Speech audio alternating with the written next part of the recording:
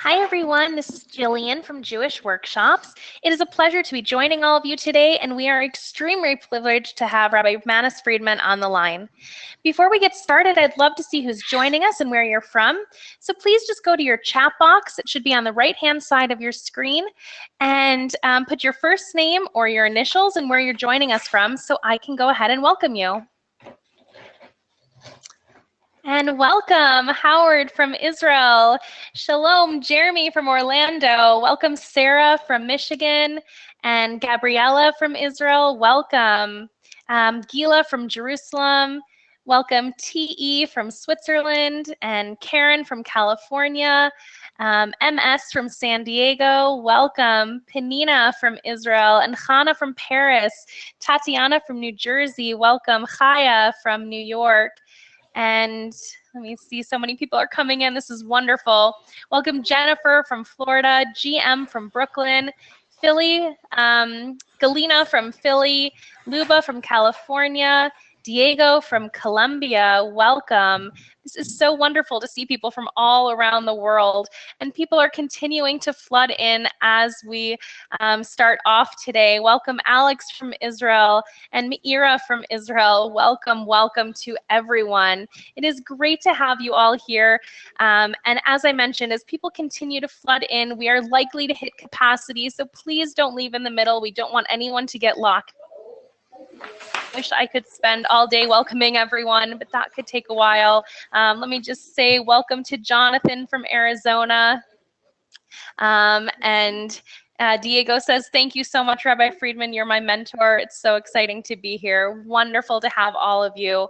Over the last 3 years, Jewish Workshops has offered a variety of programs on marriage, relationships, personal growth and introspection, and of course, parenting. Countless emails and phone calls have come in requesting guidance in one of the most areas of our lives. So we asked world-renowned philosopher, author, and counselor, Rabbi Friedman, to introduce to us today his unique insights on and perspective on parenting. Make sure to stay on the line until the very end to hear about this one-time chance to also join Rabbi Friedman week after week for a full live online program at a special discounted rate just for attending. We'll also answer as many questions as possible, so please feel free to put your questions right into this chat box, and we will get to all of those at the end as well. It is a supreme honor to be hosting Rabbi Friedman. Rabbi Friedman is a world-renowned author, counselor, lecturer, and philosopher who uses ancient wisdom and modern wit as he captivates audiences around the world. Over 150,000 copies of his provocative yet entertaining tapes, both audio and video, have been sold, and his widely praised book, Doesn't Anyone Blush Anymore, is in its 4th printing. Rabbi Friedman has also been featured internationally in over 200 print articles and is interviewed on more than 50 television and radio talk shows. We are so grateful that you're spending your time with us today, Rabbi Friedman. How are you doing? Thank God, wonderful. I'm glad to be doing this because of all the issues today, I think this might be the most important. Thank you so much. Let's go ahead and get started. Okay. First, a few questions. It is popularly believed that if children are not happy, if children are having issues, it's probably because of low self-esteem. Or it's because they're not getting enough love. So it almost seems like the answer to all questions and all problems is more love and higher self-esteem. And no matter how much love you're giving your children, if they still have issues, it's because you have to give them more love. There's no end. Let's take a look. Is this working? Is more love making things better? Are parents more loving today than 2 generations ago? You could make the argument that parents are more loving. Are children happier, healthier, smarter? I don't think so. Self-esteem, more self-esteem, better self-esteem. it's getting to where we're actually creating little monsters who believe that they are special and privileged and deserving. But then again, life doesn't treat you that way. So if we tell children that they are special and that they're precious and that they're deserving of everything good, and we give them a really high self-esteem, but then life presents difficulties. They can't get everything they want. Now they've got a conflict, they've got a contradiction in their life. They deserve everything, but they're not getting everything. How are they to handle this? There's an injustice that they can't accept. If I deserve everything, well, then where is it? Why don't I have it? And at some point, as the children get older and you tell them right from wrong, you say to them, you know, you may want this relationship, but it's not right. Well, they can't handle that. Oh, all of a sudden, having what I want is not the objective? That is not the goal? So it's very similar to parents telling their children, all we want for you is to be happy. You should be happy. Your happiness is the most important thing. And then they come home and tell you what they decided to do and how they want to live. And you say, no, that's not acceptable. There's a contradiction there.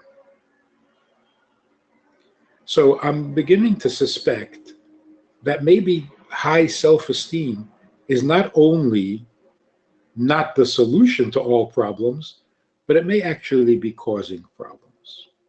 And that loving your children may also become toxic at some point. Consider this. Unconditional love. Right? Isn't that wonderful? Isn't that what ought to be? Shouldn't we all love our children unconditionally? And unconditional love, shouldn't that make children secure, happy, content, and therefore cooperative? No? If you think about it, love is an emotion. An emotion means a reaction to someone. If I love you, it's a reaction to you. Something about you appeals to me, draws me. If I hate you, then there is something about you that turns me off and that repels me, and I want to get away from you. So all emotion is a reaction to another person who can either love you back or hate you back. In other words, you share the same emotions. How can that be unconditional? How can I react to you unconditionally when you keep changing? So how can I say I find you lovable when you're not lovable, when you're being hateful? So, well, I don't care. I love you anyway. Well, then who am I reacting to? Is it possible that when a mother says to her child, I love you unconditionally, the child actually resents it because that means that the child no longer matters? Because no matter what the child does, your reaction is going to be the same. So is that really an emotion? Is that a relationship? Are you reacting to me? Maybe when a child is told, I love you unconditionally, they feel a need to act out, to drive you so crazy that you will admit that you don't love them right now. And then you are reacting to them because they matter. So saying, I will love you unconditionally is like saying, you don't matter. What you do doesn't matter. How you behave doesn't matter. I've made up my mind. I'm into love. And I'm going to love you whether you like it or not. Actually, what should be unconditional is a fact, not a feeling. The fact that you are my child, the fact that I am your father or mother, that is unconditional. I will never step out of that role because it is true. No matter how you behave, you are my child. You're mine. And that is so unconditional that even when I hate you, I'm still your father and you're still my child. You are mine and I am yours. And right now I hate you. See, that's unconditional. That's security without sacrificing my reality. So you will react to me depending on how I behave. So I'm real. You're noticing me. You're responding to me. And you're responding appropriately. When I deserve love, you give me love. When I deserve hate, you give me hate. That's correct. But no matter whether you love me or hate me, we are family. I'm yours, you're mine, and that will never change and that will never break. So if self-esteem is not the solution and love is not the solution, then what is?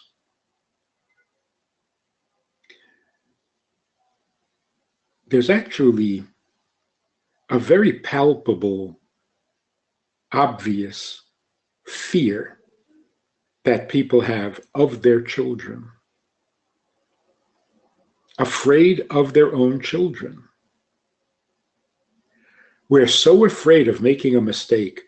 We're so afraid of upsetting our child that we don't really parent with any confidence. We hardly parent at all. We cater to our children, hoping that they will somehow appreciate what we're doing for them. So I hope, just as a disclaimer, I hope that these conversations that we're going to have and these examinations of parenting and so on, that this doesn't add to the already difficult burden and doesn't make you more fearful. So am I doing it right? Did I just make a mistake? Did I just ruin my child's life? Sometimes even conversations, even talking about child raising can create problems.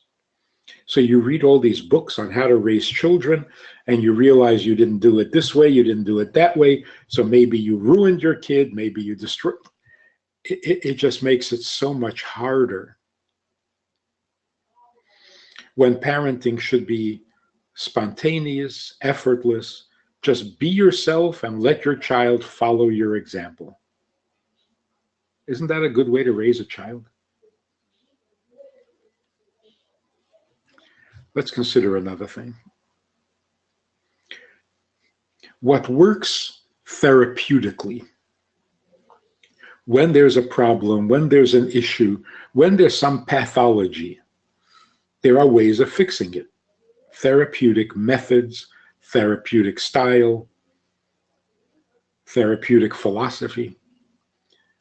Does the therapeutic model also work as a way of raising children to not have issues in the first place? In other words, preventative. How do you raise a healthy child who doesn't have a problem? How do you raise them to be problem-free? Can the same approach or the same thinking that works therapeutically, correcting, repairing damage, can it also be an initial positive and preferred style of raising a child? Probably not. Probably not. On the other hand, the philosophy of how you raise a child, the principles of child raising, can it also be of service in the therapeutic field? Hopefully, yes. Because if that's what would make a child healthy, then why shouldn't a child who has an issue get a healthy dose of what's healthy? Instead of being treated exclusively as a victim in need of repair. So that leads us to the question, what is child raising? What is parenting? What is it? What does it mean? We don't know. We've never really been given a good definition. We know when it goes wrong, but we don't know when it's right. So this is what we need to discuss, and this is going to change everything, because if you know what you're doing, you feel so much more confident, even when you make a mistake. If I know where I'm going, then even if I get verblunget, if you know what I mean, if I do make a wrong turn on the highway, I'll find my way back because I know where I'm going. But if I'm not sure where I'm going, then every mistake seems terminal. All over, finished, lost, never to be found again. So if we get a good definition and a good picture of what it is we're supposed to accomplish in raising a child, before we get to the how-to, we need to know what is it we're trying to do? What's the end goal? What's the objective? There's also the question of whatever it takes to raise children, do I have it? Do I have what it takes? How are we going to know whether I have what it takes when I'm not sure what it is? So if I'm not clear about what child raising is, how am I supposed to know whether I have the tools or the ability to make it happen? I don't know what's supposed to happen. Which again leaves me very insecure. So here's what I'm suggesting as introduction to our understanding of child raising. Insecurity is not a good idea. An insecure parent is going to make a child insecure. If you don't parent confidently, then it doesn't work. So rule number one, be confident. Be confident that you're the adult, you know right from wrong, you know what the child needs to be, what the child needs to hear, what the child needs to learn. You know, the child does not know, and that puts you in a comfortable, secure position where you have the confidence that there is a lot that you have that the child needs to acquire. And then it's just a question of what's the best way to make that happen. But without that confidence, if you're insecure, if you're uncertain, everything you say to your child sounds hollow. It sounds maybe a little desperate, but it is certainly not convincing. And it does not provide a solid foundation for a life, any kind of life. So here's a truth, a truism that we all need to get comfortable with and convinced of. Of course, children need to be loved. Of course, children need to know that they're being loved. They need to see it, they need to feel it, they need to hear it, of course. But that's like icing on the cake. Love is not a cake. Love is not life. And that's why, God forbid, you can have a child who does not love life because their life is not what they want it to be or what they need it to be. And so they don't love it. Love and life are two very different things. Life is the cake, love is the icing. Sometimes, when there is no cake, the icing is disappointing, is pointless, useless, empty. What you really hunger for is the cake, not the icing. Maybe not cake. What you really hunger for is the steak, not the sizzle. The sizzle does not satisfy. Okay, maybe not steak, something healthy. But it's the food, the nutrition that you hunger for, not the look, not the crunch, not even the sweetness of it. So love makes life sweet if you have a life. And if you do have a life and are missing the sweetness, well, you still have a life. It'd be nice if it was also sweet, if it was also pleasant. So yes, the icing enhances the cake, but it can't replace it. It can't substitute. So if love is not the core, if love is not synonymous with life, what is? Self-esteem. If you have self-esteem, you have everything. Certainly not. In fact, here's the problem with self-esteem. The problem with self-esteem is that the phrase begins with the word self, and that's already bad. The thing we're suffering most from today is the addiction to self. The me monster. Me, me, me, me. It is so bad that we're actually starting to hate it. I don't want to hear about me anymore. Stop telling me about me. I need to get off that subject because I'm drowning in it. Can't take it anymore. And possibly this is what children mean when they say, leave me alone. They don't mean neglect me. They mean, can we stop about me? Enough with the me.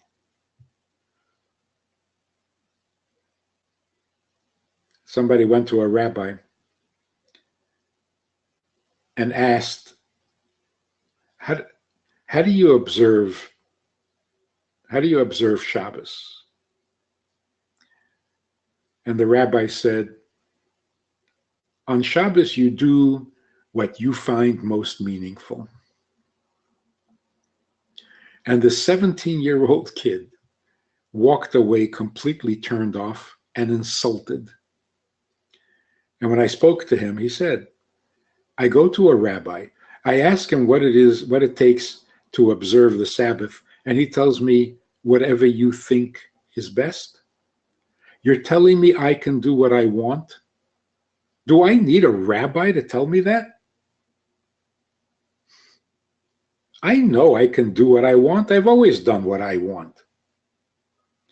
You go to a rabbi to find out what is right, what ought to be, not what can be. So he was very disappointed when the rabbi was actually giving him good self-image. He was empowering him. He was telling him, whatever you feel is significant and right for you, that's the best. And this kid was completely turned off. That's not what I need a rabbi for. I don't need anybody in the 21st century America to tell me that I can do whatever I think is right. Those days are gone. Maybe 100 years ago, when people were so overwhelmed by shoulds and shouldn'ts and right and wrong and religion and communism and czars who tell you what to do, It was a relief to hear that I can do what I want. That was a long time ago. Of course I can do what I want. And I don't necessarily enjoy it. In fact, I hate it because it's so directionless, pointless, meaningless. I need to know what I ought to be doing. I need to know what's expected, what the objective is, what the goal is. Do whatever you want. That's a dead end. So leave me alone. Leave the me out of it. Everybody's telling me what's best for me, including me. All I want is me, and this me is taking over my life. I'm stuck in it. I'm trapped in it, and I hate it. So what is a good self-image? Obviously, a low self-image is destructive. It is. But so is a high self-image. It's the same issue, two sides of the same coin. And what they both have in common is the word self. It's all about self. Children complain to their parents, "You have to accept me as I am. This is me. And you won't accept me because all you think of is you. Everything's about you." So you see what's going on? Children accuse the parents of only thinking about themselves. And what should they be thinking about? What should the parents be thinking about? Me. This is very disturbed. Okay. Good self-image. A good self-image is a self that you can dispense with. It's a self that you can move past. It's a self that you can laugh at, and it's a self that you can ignore. Low self-image means I can't ignore myself. It's always about me, and it's always about me being the loser, the failure, the dropout, the victim. Too much about me. But high self-image is the exact same thing in reverse. I deserve, I should have, get out of my way, accept me as I am, this is me, me, me. They're both toxic. They're both toxic because they trap you in a tiny little world called me. Tiny little world. Claustrophobic. So a good self-image means a self that you don't have to take seriously. A person who can laugh at their self, you see? Laugh at the me. This is me, and it's kind of laughable. Nothing to be excited about. That's a really healthy self-image. And if you'll notice, the people you're attracted to the most easily, the most naturally, that everyone is attracted to, is the person who can laugh at himself. Everybody loves it. Everybody needs it. I don't mean become a comedian, although part of good comedy is the self-deprecating humor where you can laugh at yourself and people welcome that. It makes them feel good. It helps them laugh at themselves. This vicious kind of humor that has now become popular, cutting people down, ridiculing people, that's not useful. It's not even funny. It's nasty. Nobody needs to hear nasty. We do need to hear self-deprecating because we're drowning in ourselves and we're looking for ways to get out. I don't know professionally or factually, scientifically, but it's very possible children hurt themselves because they're drowning in themselves and they want to break out. They don't know how. So if it's not love that makes life significant, important, valuable, and justified, right? In fact, love should not even be described as important. It's the wrong word. Love is the appropriate spirit in which you conduct a relationship that is, for some reason, important in your life. So here's the rule. That which is important, you should love. But love does not make something important. How do you convince an 11-year-old that the brother he hates is still more important in his life than the dog that he loves? Most children are not convinced. For most children, if you love your dog and you don't love your brother, then the dog comes first. Because I love my dog. How arrogant, how disturbed is that? Something is important when I love it, and when I stop loving it, you're not important anymore? Is that how it goes? The brother you hate is still more important than the dog you love. So love is the appropriate emotion, feeling, spirit in which to conduct a relationship with someone who is important in your life. And if you don't love those who are important, they're still important. And if you do love those who are not important in your life, they're still not important. They're like chocolate. You love it, it's not important.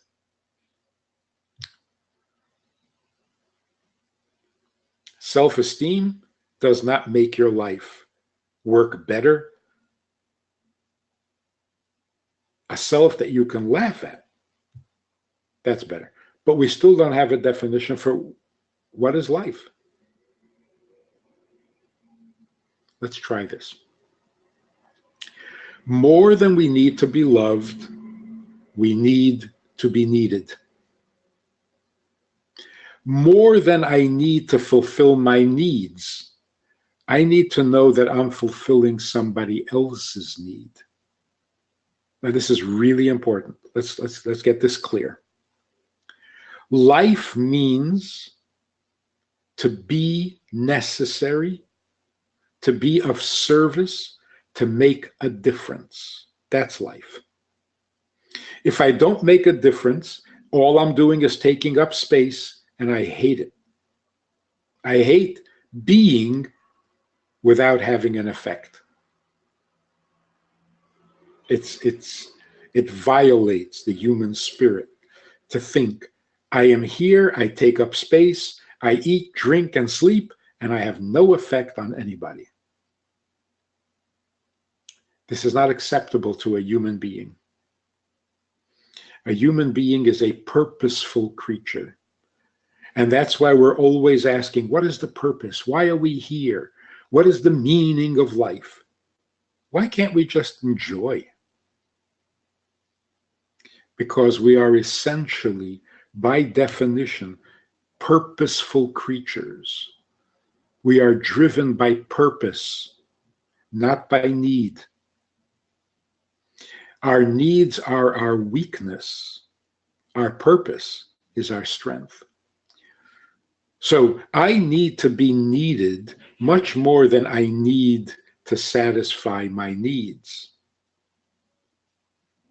So if I don't have everything I need, I can live with it. If I'm not having any effect on anybody else, I cannot live with it. Viktor Frankl puts it in different words. He says, in the concentration camp, your needs are all denied. You don't get what you need. Or you barely get what you need. And yet people have survived it. But those in the concentration camp who saw no purpose, who didn't see where they were necessary, where they were having a beneficial effect on somebody, somewhere, somehow, those did not survive. This is a very powerful statement about what we are in truth. What we are is what makes life meaningful. And we need to be needed more than we need to be loved. Tell me that I'm necessary and you don't like me. That's better than, I like you very much, but you're not necessary. I like you very much, but you're not necessary is appropriate for a pet. A pet is not necessary, but very enjoyable, lovable, cute. If you tell a human being, you're lovable, you're enjoyable, you're cute, you're just not necessary, it is not a compliment, and he cannot survive that. I must know that I make a difference. I must know that I am indispensable. Someone somewhere finds me indispensable. And that's why Judaism makes such a strong emphasis on whether you know it or not, you are necessary in God's creation, because God will never create something that isn't necessary. Does that mean God loves you? I don't know. Do you love him?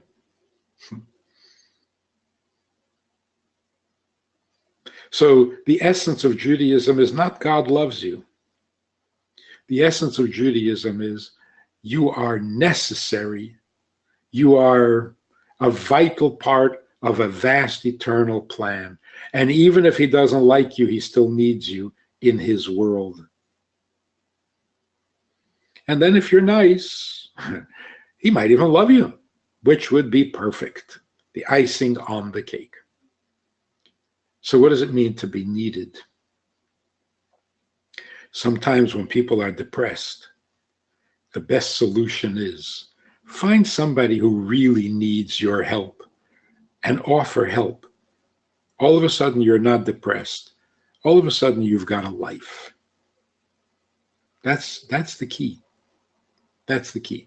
So what is raising children? Raising children means give them a firm, strong, clear understanding that life is about making a difference. Life is about being needed, not about attending to your needs. Look, isn't it true that people whose needs are completely satisfied, they have everything they need, and in abundance, aren't they most likely to get depressed? Because where do you go from there? Okay, I've had what to eat, plenty. I've had enough drink. I've had enough sleep. I have enough money to make me secure for 100 years. Now what? Eat some more, drink some more, sleep some more, get more money. It doesn't add up. Raising children means tell them what the purpose of life is, tell them where they're needed, how they're needed, and by whom they are needed. That's life. To sweeten life, you add a little love, and you add a little compassion, and you add a little humor, and you sweeten up the sour notes that are part of life. But what is life? Life is you make a difference. You have an effect. Somebody, somewhere needs you to be here. And somebody said, you know what a birthday is? What's so special about a birthday? A birthday is the day that God decided that the world is not complete without you. Is that a good self-image? No, it's not about self. It's about the fact that someone else needs you and that you can enhance or fulfill or satisfy someone else's need. You are needed. That is empowering and humbling at the same time. There's no arrogance here. So imagine if we were all raised with that message. We are here to make a difference to others. This would be a pretty nice world. We would have a very nice society. Everyone available to fulfill needs that are not their own. So when you teach a child, for example, to share, how do you present it? What does the child hear? You must share with your friends or they'll never come back. Is that what it is? You must share. It is self-serving. You got to share, because if you don't share, you're going to lose a friend. And then you'll be lonely. Or you have to share with your friend, because what's going to happen when you go to your friend's house? If you don't share with him, he won't share with you. Is that being needed? You should share with your friend, because your friend needs to be welcomed and comfortable in your home. So when he comes to your home, you got to do whatever it takes to make him feel welcomed, comfortable, and secure. If you don't share your toys, he'll get the impression that you don't want him here. And that's not nice for him. He needs you to be his friend. Give him what he needs. That's what you're needed for. You tell a child to study, get good grades. Why? So that you'll have your needs met, or so that you'll be able to meet other people's needs.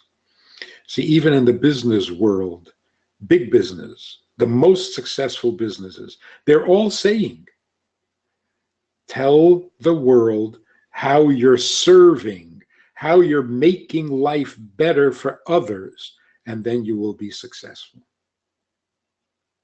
So there's our goal. There's our objective. We're going to have a few conversations. We're going to have a few sessions in talking about raising children, but now we know where we're going. Now we know where we're headed. Your child needs to be needed. If he doesn't feel needed, no amount of love will make up for it. If you're not necessary, you can pile on the love and it's all foolish and meaningless, because there's no one there to get the love. There's no valid human being who feels necessary in this world to appreciate the love. And high self-esteem, it's shallow, it's empty. What is your high self-esteem? What are you, the smartest, the most accomplished, the most capable? It's shallow. You tell a child you're the greatest and you're the best, and then he goes off to high school and he finds out that he's not the greatest and not the best at anything. Now what?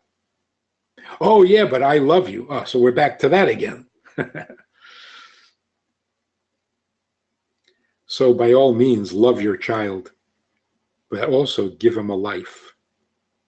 That's what we need to accomplish. So it's a really good idea that we're going to have these sessions, these talks, these studies. We got to get to the bottom of this. Life depends on it. So what do we have in store? Thank you so much, Rabbi Friedman. We've got some great questions coming into the chat box, and I just want to see if everyone can come back and let me know who is ready to continue on this amazing journey with Rabbi Friedman. We have 6 weeks coming up, and I am going to go into the details of that right now. So, it looks like, thank you so much. Amazing. I'm ready. I want to see what else is coming. Okay, great. Here we go. We are introducing you to a full parenting journey with Rabbi Friedman. Over the next 6 weeks, we are going to start with beyond self-esteem, beyond love. We're going to really delve into a little bit further of some of the things Rabbi Friedman was speaking about today. If building self-esteem is the answer, why isn't it working? If moral love will fix all the problems, why isn't it working? We're going to discover the answers to these difficult questions as Rabbi Friedman addresses the controversial issues of why love isn't enough. Then the following week, why is discipline necessary? Discipline discourages doing what's wrong. Positive reinforcement encourages doing what's right. So learn the 2 kinds of discipline, not allowing bad behavior and not allowing sloppy goodness. 3, we'll be learning how to raise pleasure. Child raising refers to the quality of pleasure that one pursues. Rabbi Friedman will reveal how we can help a child develop a pleasure in finer things and raise a child to find the pleasure in what's proper. Followed by, when a child chooses a different path, does it mean you failed? What constitutes success as a parent? Cast your bread upon the waters, for in the length of days you shall find it. Educating children is like planting seeds. In this class, we're going to see how some seeds blossom quickly and some slower. In some climates, things grow faster, in some climates, slower. We must have confidence in the teachings. In the length of days, we will see results. Then, child rearing through the ages. Let Rabbi Friedman take you on an in-depth look at what each year of childhood should look like. And finally, a full Q&A to gain solutions to your personal questions through a live Q&A and implementation session. Each of these ongoing classes will be live and interactive, allowing you to get your biggest questions answered and stay completely anonymous if you choose. They will all take place on Thursdays at 12 p.m. Eastern, 7 p.m. Israel time, and our first class is starting next Thursday, November 30th. But don't class, or you'd just like to listen to the class again and again, a recording will be available to you in your own personal membership area just 24 hours after that live class takes place to listen to or download at your convenience. In addition to the live weekly interactive sessions, for the first time ever, we're including our best-selling courses from Rabbi Friedman for an all-encompassing journey.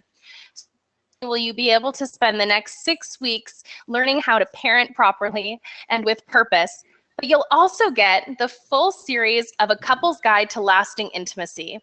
When you have a healthy, intimate relationship with your spouse, parenting gets much easier.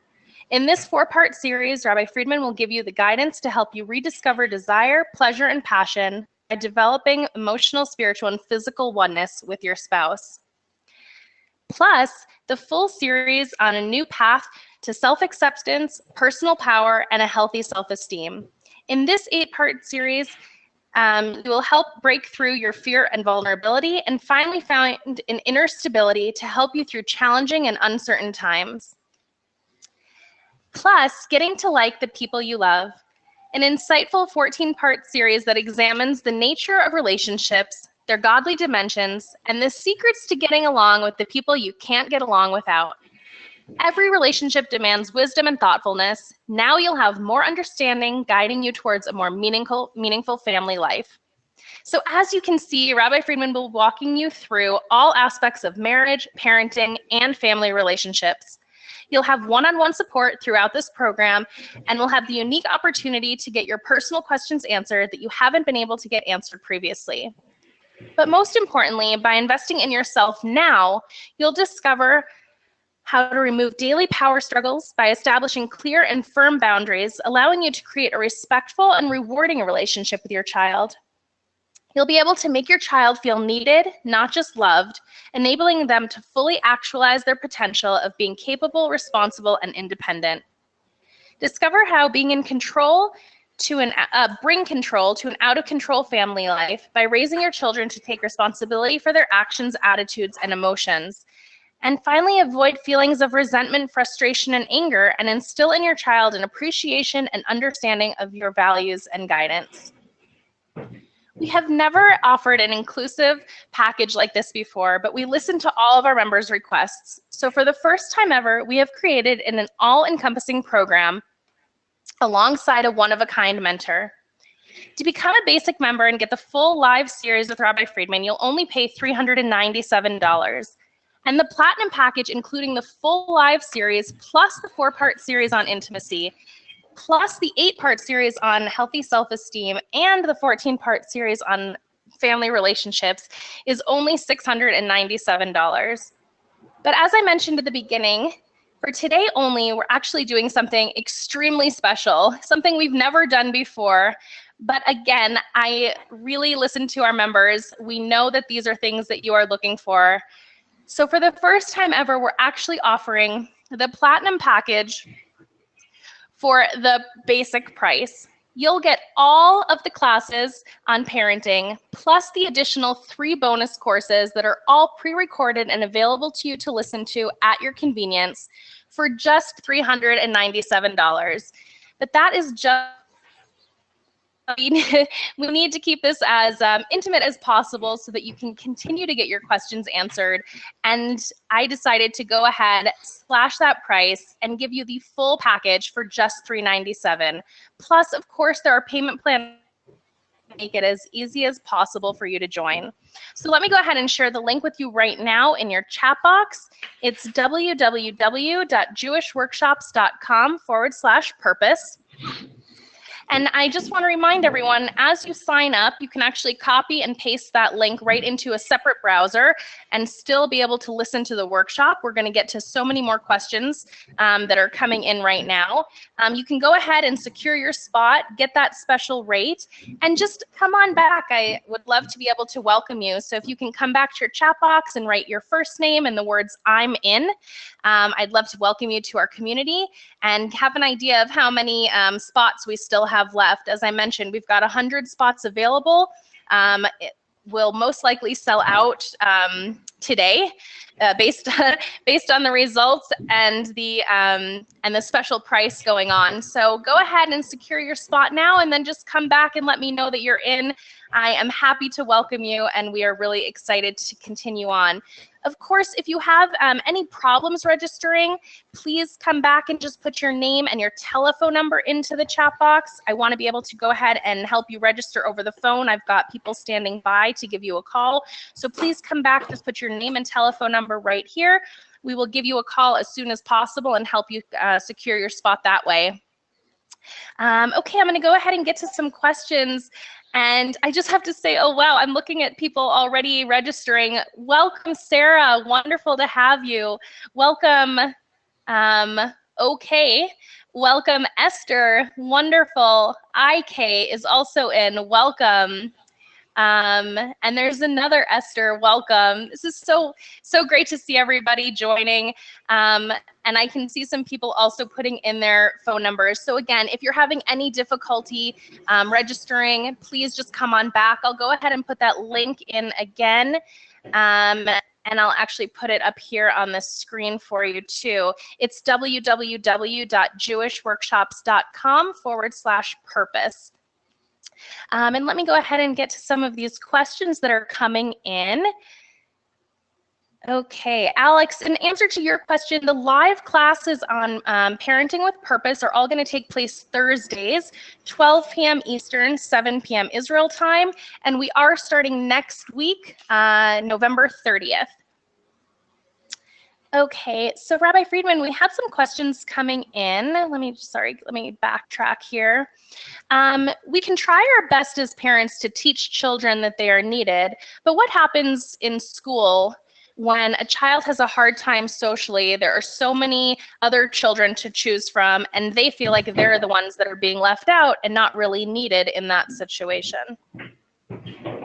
So here's a perfect example of the intersection between raising children as a lifestyle and correcting or fixing problems when they develop. So we really hadn't talked about, how to help a child who's being bullied or feels unnecessary in school or feels like he's failing in school, because that's already repair. Will it help a child who is feeling this way and having this problem in school? Would it help the child to simply reinforce all the things that a healthy child needs to have. If he knew more clearly what his life was about, if he knew his purpose or the purpose, would that help?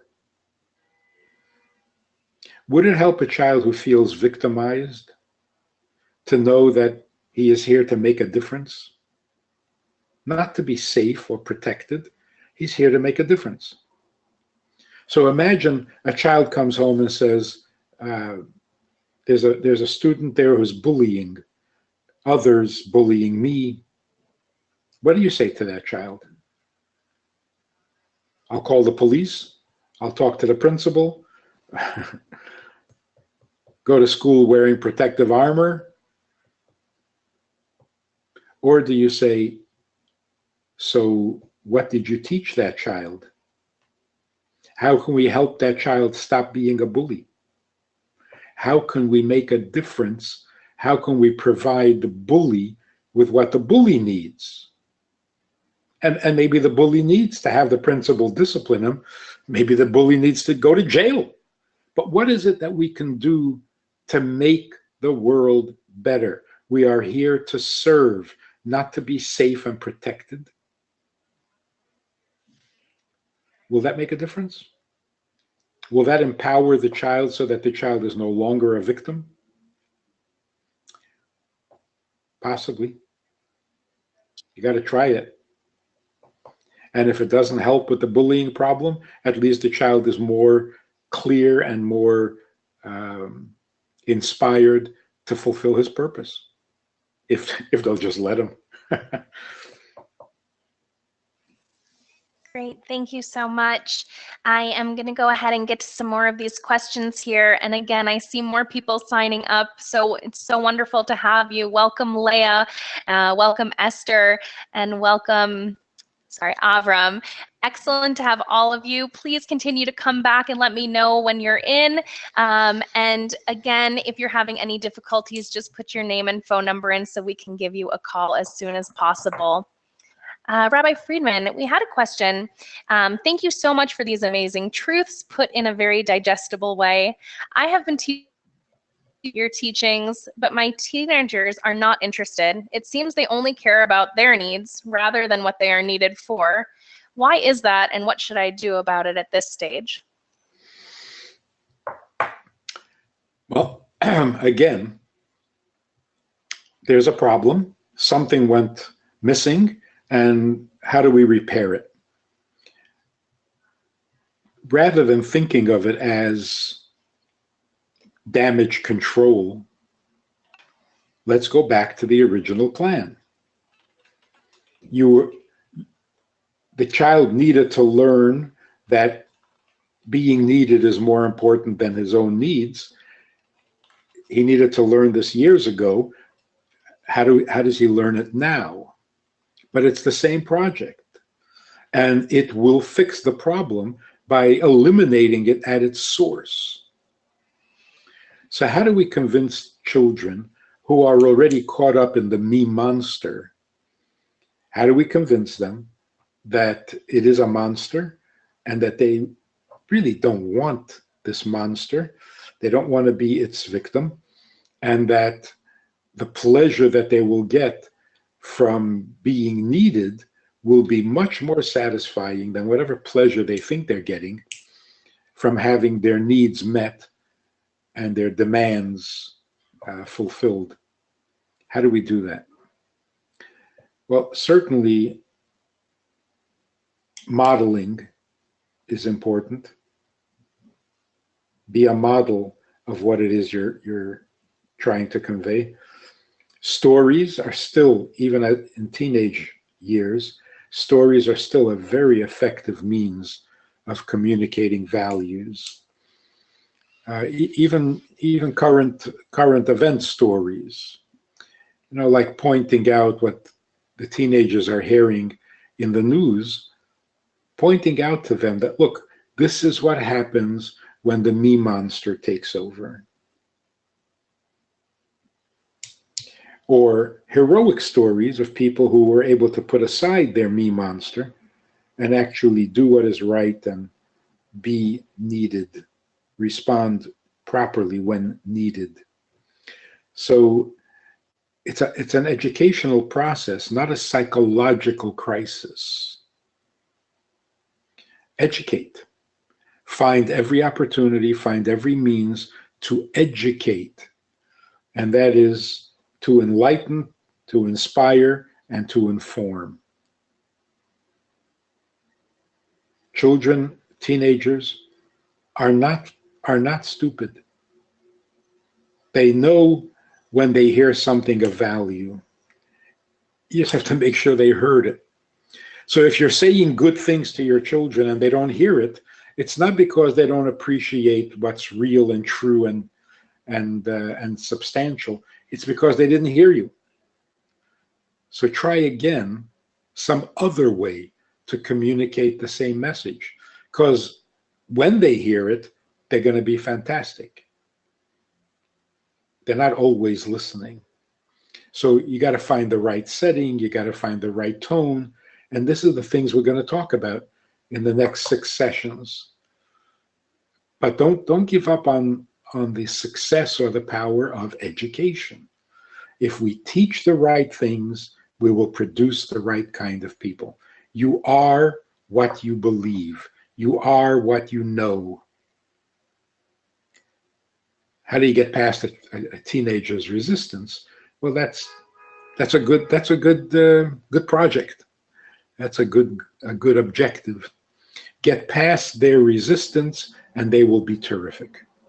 Because when you give an intelligent, idealistic child the right information, there's nothing in the world that can stop the goodness that will come from that. Thank you so much. And the person said thank you too. Okay, I'm going to go ahead and continue to get some of these questions. I just see that Sarah has a question about the package again. So let me go back and just make sure that I went through everything properly. So in addition to the 6-week course on parenting with purpose, as I mentioned, all of those classes are going to be live and interactive. You also have the opportunity to get 3 huge bonuses, including the full 4-part series on A Couple's Guide to Lasting Intimacy. And the first time we actually had this course, we sold out in a matter of days. Over 200 people were able to participate, which was absolutely phenomenal, and at a price of $397 on its own. So again, just really being able to go through all of the different relationships that you have as a parent, as a spouse. You know, this will help. I think Rabbi Friedman put it really nicely in the intimacy class itself. When you do have a healthy, intimate relationship, and please, again, Rabbi Friedman, correct me if I'm wrong, but when you have a healthy, intimate relationship with your spouse, everything in the home gets easier. Is that right? Absolutely true. And vice versa. If it's not healthy, everything else in the house suffers. Right. So we are putting that package in, plus a new path to self-acceptance, personal power, and a healthy self-esteem. And again, series to a whole new level, insights and perspectives that you haven't heard before, not only, you know, focusing on self, but really helping you find just an inner stability to get through challenging times in your life. Plus, getting to like the people you love, another full series that examines the nature of relationships, their godly dimensions, and the secrets to getting along with the people you can't get along without. So as I mentioned, the full package with all of the bonuses is $697. But again, just for today, we are doing something extra special for everyone who made the effort to come in and attend. And we will give that full platinum package for the basic price of just $397. And payment plan options are available when you click to register. So when you go to www.jewishworkshops.com/purpose, You'll see a register now button there. When you click on that, on the actual order form, you'll have all of your payment plan options available, and you can pick the one that best fits your needs so you can pay over time as opposed to paying all up front if that's more comfortable for you. Let me go ahead and just welcome our brand new members. Welcome, Lori. Wonderful to have you.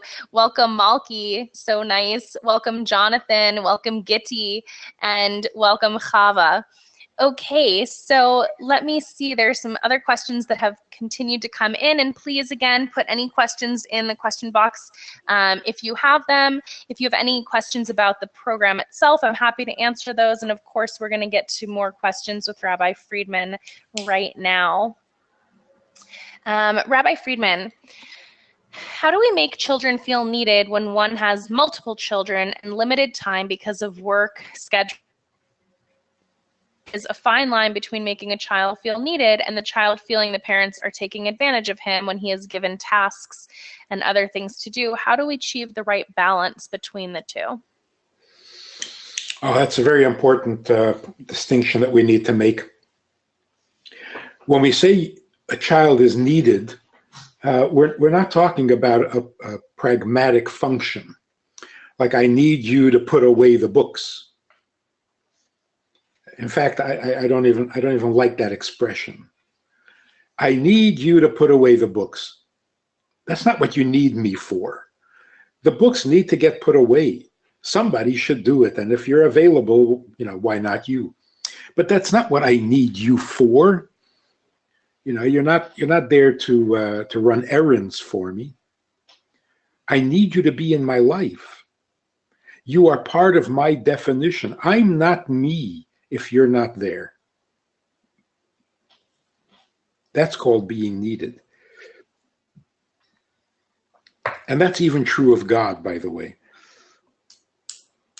It sounds a little controversial, but God is not himself without us. Is that not true? Don't we keep referring to him as our Father? Well, is he a father if there are no children? Is he our king if there are no subjects? So it's not that he needs us to run errands. He needs us to be him. To be the God of Israel, there has to be the children of Israel. No? Does that follow logically? How can he be the God of Israel when there is no Israel? So he defines himself by us. He is our God. We are his people or his children. And of course, the same is true with parenting. A parent is defined by the child. I'm me because I have you. Now, will you put away the books? Now, will you do me a favor and run an errand? But it's not that I need you for the errand. And if you give that, if it sounds like that's what you're saying, if that's what the message comes across to your child, I need you to put away your books, to clean up your room, to get a good report card, and to be nice to your siblings, no, they're going to rebel. They're going to resent it. Of course, honoring parents means doing menial tasks. But that's the child's mitzvah. That's not what you need from them. What it means to be needed is your very existence is necessary. Your presence. You are necessary. Because without you, I am not me. And that's true of God, and that's true of parents, it's true of grandparents. What is a grandparent if not the grandparent of the grandchild? So your existence gives my life its definition, its meaning, its content, its pleasure. You are necessary. Somebody else can clean up the room. But if you have some time, go ahead, clean up the room. Don't only be needed, be useful too. That wouldn't hurt. But make sure that the message comes across clearly. Without you, I am not me. And of course, without me, you're not you. That's called being needed. That your very existence makes a difference, a positive difference. To God, to your family, to your people. If one Jew was missing at Mount Sinai, the Torah would not have been given. Because every Jew is essential to the Jewish people. So the Jewish people is not what it's supposed to be without each individual Jew. The family is not a family without you. And God is not our God without us. So somebody put it really nicely. Did you notice how sad? God is so old and he has no grandchildren. Because everyone is God's child. There are no grandchildren. All Jews are equally necessary. Without distinction between you're my child, but your child is my grandchild. No. I am God's child and my children are his child. I don't get between them. They have a direct, immediate relationship. That's called being needed, being significant, making a difference. And if you can, do something useful, that helps too. Great. Thank you so much. I am going to go ahead and welcome members. And again, just to remind everyone, I see some people putting in their phone numbers for assistance. Please stick by the phone. We will give you a call as quickly as possible. And if anyone's still having any difficulties registering, I want to make sure that you get your spot and you still get this extra special discount that's going to expire in the next 24 hours. So please just come back and put your name and phone number in if you have any questions or need help registering. And welcome, Dina. Welcome, Jeremy. Excellent to see both of you as well. Okay, let me get to some of these other questions here. Sorry, I just lost one. Okay, so it looks like we've actually been taking some of the questions relating to some of our older children, but this is a great question. Just when dealing with a 3-year-old, how do we actually speak to them and really make them understand on their level? The child's very strong-willed, and when it comes to things specifically like getting dressed or mealtime, everything is just a constant struggle to get them to comply, to get them to listen. How can we help them, even at the younger ages, to understand how important they are and their actions?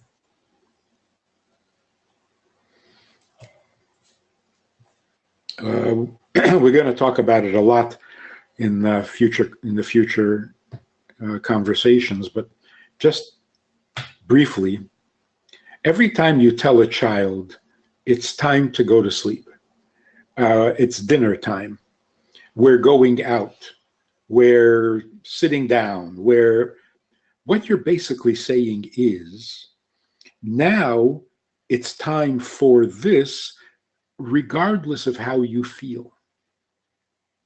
You're introducing a reality beyond the child's 5 senses.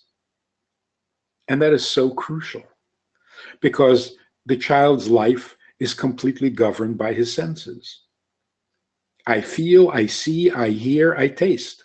That's it. That's life. That's reality. You come along and say, regardless of what you're feeling right now, 8 o'clock is bedtime. There's an objective truth. There's an objective reality that is just as important. So instead of asking the child, are you feeling sleepy now? You think you should go to sleep now? You say, no, it's bedtime. Such an innocent, non-threatening educational message. It's bedtime. Shabbos is starting in 10 minutes. It's not up to you. It's not your feeling. It's not your opinion. It's not your experience. Shabbos starts in 10 minutes. And then you can't do that anymore. You got to stop whatever you're doing. You see how you're introducing a reality beyond the confines of a child's senses.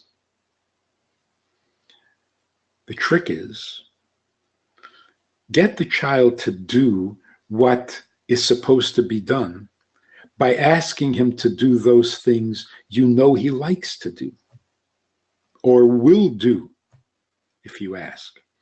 Don't start with those things he resists.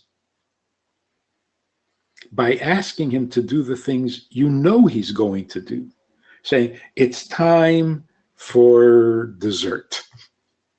So sit down, time for dessert. He wants dessert. He likes dessert. He's going to cooperate. But that's a good exercise. You asked him, you told him an objective reality, and he responded. That's building the habit of obedience. Not obedience to you, obedience to an objective reality. When it's time, it's time. When it's supposed to happen, it happens. When Shabbos comes, it's Shabbos.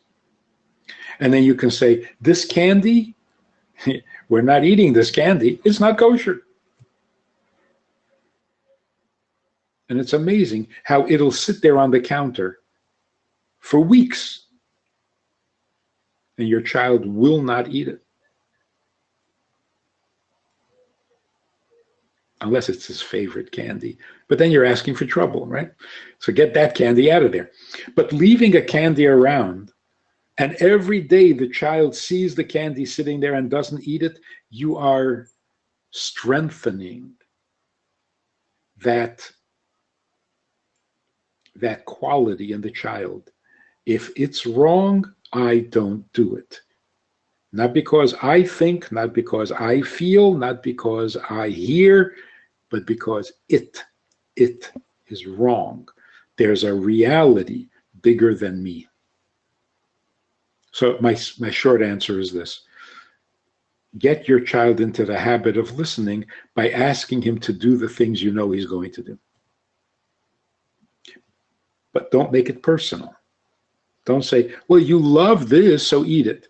Or you love your book, so you're going to put it away in a safe place. Don't feed the me monster. Feed the objective, bigger than us truth. I'm going now because it's time. When you say to, I'm going off to shul now because it's time to daven. I'm going to light candles now because it's time for Shabbos. So model this ability, this art of responding to an objective truth without any selfish, sensual reward. I don't like how it sounds. I don't like what it tastes like. I don't like what it feels like, but that's what you do when it's time to do it. That is so good. Thank you so much.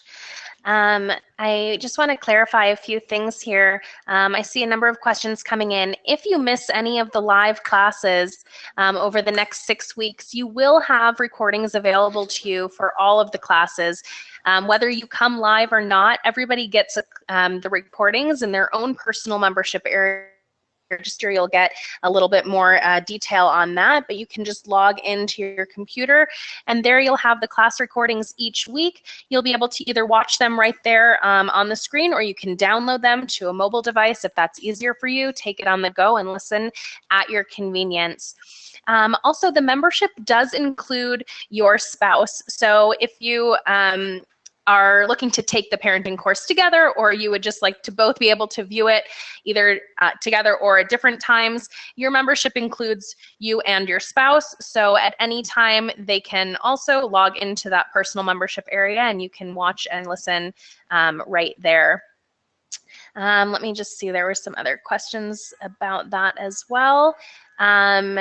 All of the parenting classes are live and interactive, just like today. You'll be able to put your questions right in and get them answered on the spot. And the bonus courses on intimacy, self-esteem, and getting to like the people you love are all pre-recorded. So those will be available immediately, the entire course, and you can listen to that and download it at your convenience. Sure I didn't miss any others here. Again, if you have any other questions and I didn't explain it, can the payment be divided? Absolutely. There are payment plan options available right when you go to the page. Let me put it in here again in case somebody missed it. I'll put it on your screen too. It's www.jewishworkshops.com/purpose. And I know some people are listening over the phone too. So if you can't see it on your screen, I just said it again for you and put it into your chat box.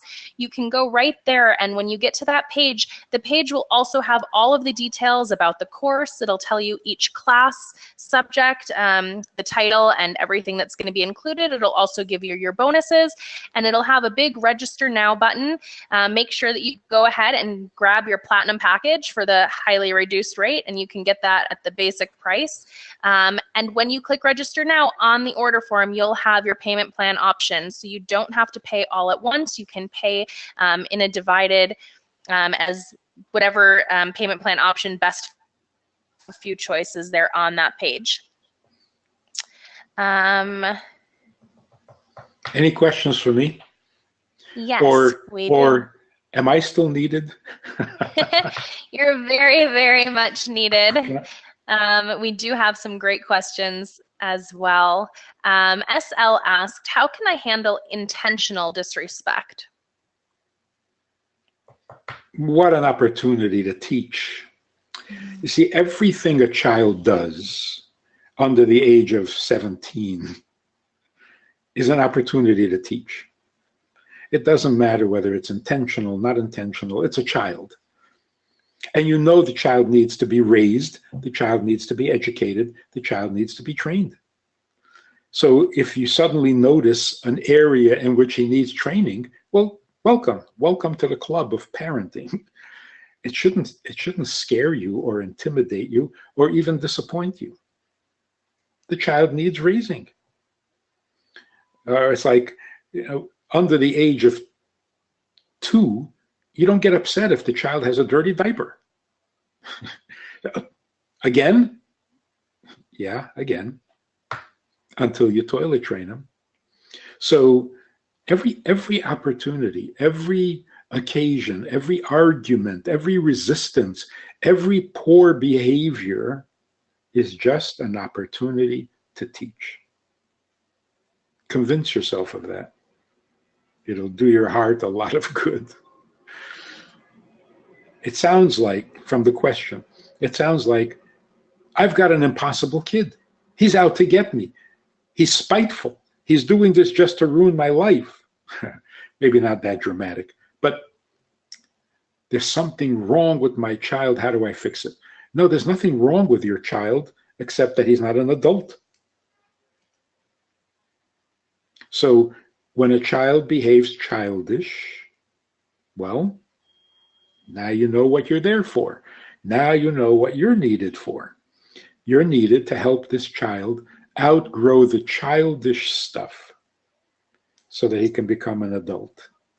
But you can't just expect them to be adults already, because then you're out of a job. So take it as an opportunity, not as a disappointment, not as a not as a crisis or panic time. When the child is being stubborn, well, he's got a strong-willed character. How do you raise that? How do you use that for the positive? What is your message? It's an opportunity. Opportunity to talk about the me monster, not as a criticism, as an observation about life. So be a little more philosophical about it. Don't take it personal. Don't make it an emotional crisis. It's an educational moment. Thank you. As we're going, we are, going to be closing up in a little bit here. I do want to get to some last questions while Rabbi Friedman is still with us. Rabbi Friedman, how does a parent express his emotional need for the child without coming across too needy himself? Whoa, whoa, whoa, whoa, whoa. Let's reword that question. Should parents tell their children about their emotional needs? It's fine to be open and to be honest.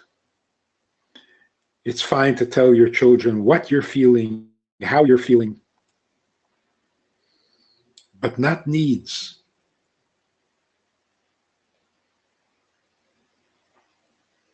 It kind of grates on the ear to hear parents say to children, I need you to do this. I need you to do that. It's a reversal of roles, and children don't respond very well to it. Don't be needy. Be needed. And if you are needy, you can say so by describing your feelings or your pains or aches. But don't saddle the child with your need. They're not equipped to handle your needs. They haven't managed their own yet. So if the question is, can you be honest about your emotions? If you're sad, can you cry in front of your children? Absolutely. If you're worried and nervous, can you tell your children that you're worried and nervous? Absolutely. Be honest, be open. But if you're asking, how do I tell my child how desperate I am or how dependent I am on their help or their behavior, that's not helpful. So don't come across needy, just come across transparent. Don't hide feelings, don't hide your moods, but don't hang it on them. Don't put the me monster in there. You say, I'm sad, I cry. Don't make it a crisis in life. When you're happy, you laugh. When you're sad, you cry. Okay, that's life. Don't inject the me monster. And the needy part is the me part. So be open, be natural, be transparent. But don't burden your children with your needs. They can't help you. Thank you. Okay, we're going to go ahead and wrap up in just a little bit. I'll take a couple more questions here. And I do want to remind you, if we're not getting to every question, it will be a much more intimate setting on all of the live classes. And you'll get so many more of them answered week after week, plus that live Q&A at the very end. I also want to remind you, if you're not able to make a live class, you can always email questions in ahead of time, and we'll make sure that Rabbi Friedman's able to address those during the class so that you can listen to the recorded answer. Rabbi Friedman, I just have somebody asking about the intimacy program that's included in the full package. Does it serve a purpose to learn more about intimacy if your spouse isn't interested in working on it right now? That's sad.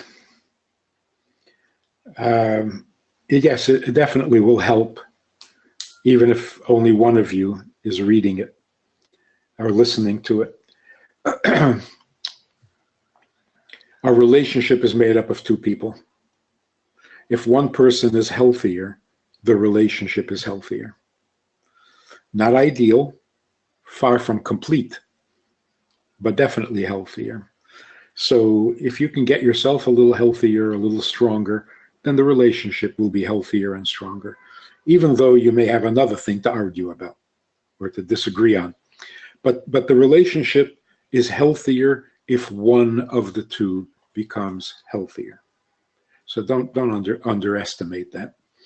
Ideally, what people have told me is that when they listen to the lecture or they read the book, they read it together. He reads a chapter, she reads a chapter. He reads a chapter, she reads a chapter. And in that way, they're staying in touch with each other's progress, with each other's growth and change, which is really good. So if you can get your spouse to do that, even if he doesn't think he has a problem or needs any advice on intimacy, but just for him to know what you're reading, for him to know what you're listening to, or for her to know, so that you don't want to go off on a solo journey when you're married. So you ask, join me, do this with me. It's a little book. It's just a tape. You listen. Not a huge time investment, but very helpful that you stay in touch with each other's growth and progress and learning. So try to get your spouse involved. But even if not,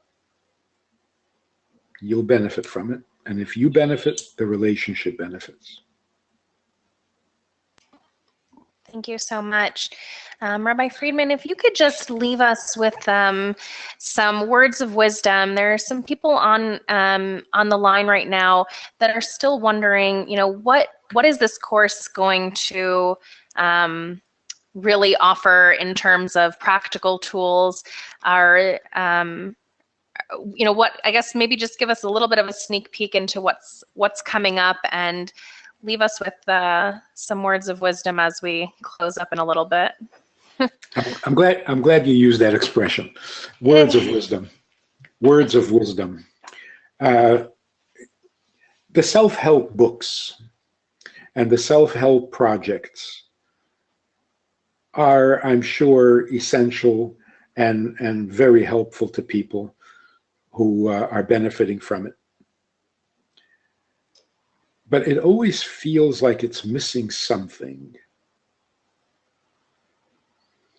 Like there's a way of communicating that avoids argument, and there's another way of communicating that invites argument. Knowing that is helpful if you want to avoid argument. But when you come home in a bad mood and you're lashing out, you don't care whether it produces an argument. So if somebody would say, using that language provokes arguments, fine. Tell me why I shouldn't be arguing with you when I'm angry at you and so on. So that the self-help advice is useful for people who are looking for that kind of advice because they want peace in the house. But if your husband comes home looking for a fight, all of a sudden, all that advice is useless. So I would like to go a little deeper than that, to words of wisdom that motivate you to want peace in the house and to want to get along with your spouse and to want to do the right thing. And then you'll find a way to do it without anyone advising you on how. And if you're not motivated, then all the advice on how to have shalom bayis isn't going to work, because you're not looking for shalom bayis. You're looking to get it your way. And why shouldn't you? See? So that's where the wisdom comes in. We're going to talk about attitudes, understanding, wisdom, truths that will change your life without a method, without choosing your words consciously. You will say the right words when you're in the right frame of mind. So if we can get into the right frame of mind, it will produce the proper feelings which will bring the right words to your lips, and you'll end up saying what needs to be said because of the wisdom, not because of the communication skills. Very seldom does a person who has the wisdom and has the motivation lack skills. When you love somebody, you don't need anyone to tell you how to express it. Hardly ever. There are people who have all the right feelings but can't find the right words. And they need the skills. But there are far more people who don't have the right motivation and the right feelings to begin with. So that's what we're going to accomplish. We're going to go to the core, to the source of it all. What is right? What is wrong? What is true? What is false? And why should you care? Because once you know and care, everything else will fall into place. Even the most impossible relationship suddenly becomes enjoyable. Without learning new tricks, just refreshing your memory, why you got married in the first place. What does marriage mean in the first place? What is life about in the first place? So if we can get all that wisdom in, you're going to be a different person. So obviously your life is going to be different. So I just heard recently that people who are listening to these concepts and understand the problem with the me monster, they've come up with an interesting slogan when they get to this topic. Their slogan is, "Are we still talking about you? Have we not gotten past the me monster?" And it's a good summary of everything we've been talking about. There's so much to life. There is so much to do. There are so many people who need you. And we're still talking about you? Are we still talking about you? Time to move on. Time to move on to things much bigger, much more exciting, and much more pleasurable than me. So join us and let's change the world. Change the world. The me monster has got to go. Thank you so much, Rabbi Friedman, for being here. We really appreciate all of your time. Looking forward to seeing you again next Thursday. I'm going to go ahead and stay on the line a little bit longer and get to anyone else's questions about the course. So I'll leave the webinar open a little bit. But Rabbi Friedman, thank you. We appreciate all of your time. And I'm seeing so many people writing, thank you, thank you. It was a wonderful class, amazing. So many great tips already taking away. So thank you so much. We really appreciate it. And again, looking forward to seeing you next week. Thank you very much. It was a pleasure. Thank you. Okay, I am going to stick on here for just a little bit longer. If anybody has additional questions, please come and just put those right into the question box right now. I know that someone just came in a little bit late. Can you please repeat the times and the costs? So all of the live classes over the next 6 weeks, as I mentioned, we're starting next Thursday, November 30th, will be at 12 o'clock Eastern, 7 p.m. Israel time, and for a very, very special 24-hour discount, you will actually get a full platinum package today. That is the full 6-week course plus the full course on intimacy, the entire course on a healthy self-esteem, and getting to like the people you love, all for, before we get to a close up right here, Anyone else have any questions here? I'm going to go ahead and just leave the chat box open for a little bit. If you still have questions or need help registering, please come back and put your name and your telephone number right into the chat box. We don't want to miss having a chance to help you, but I don't have any of your information. So just come right on back, put your name and telephone number in if you still have questions. Otherwise, you can go straight to www.jewishworkshop.com/purpose. I'm putting that right into your chat box again so you can copy and paste. All right, it was such a pleasure being here with all of you today. Thank you so much. Again, I just want to remind everyone, there will be recordings of all the classes. So if you don't have a chance to listen to a live class, or you listen to the live class but want to hear it again, please know that you'll have recordings available to you to listen to or download at your convenience.